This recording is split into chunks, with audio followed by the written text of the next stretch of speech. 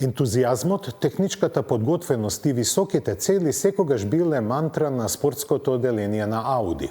Без оглед дали се работи за рели надпревари, трки на патеки или авантуристички потфати, Ауди секогаш давал максимум без исклучок.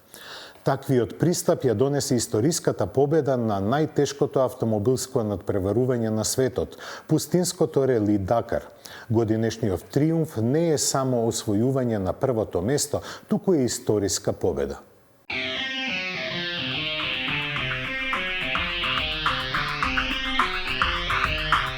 Ауди уште еднаш ја пишува историјата на автомобилскиот спорт. За прв пат прототип со ниски емисии со електричен погон, батерија со висок напон и енергетски конвертор победи на најтешкото пустинско рели во светот. Тоа е Audi RS-Q e-tron. Шпанците Карлос Саинц и Лукас Круз ја обезбедија првата победа на Ауди на релито Дакар по околу 7900 километри со водство од 1 час и 20 минути пред второпласираната екипа. Финиш линијата ја мина и вториот тим на Ауди во состав Матијас Екстром и Емил Берквист. Audi RS-Q e-tron има електричен погон на сите тркала.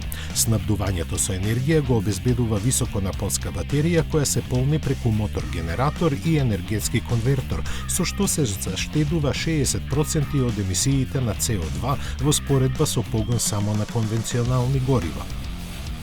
RS-Q e-tron испиша ново поглавие за Ауди, но и во историјата на релито Дакар.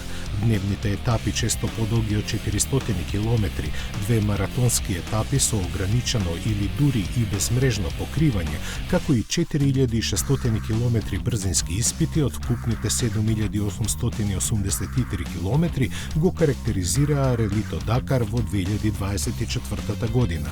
Карлос Саинц, кој на 61 година се навраќа на рели кариерата која се протега околу 4 децении, забележа вкупно 8 дена во водство со Лукас Круз на 12 етапи.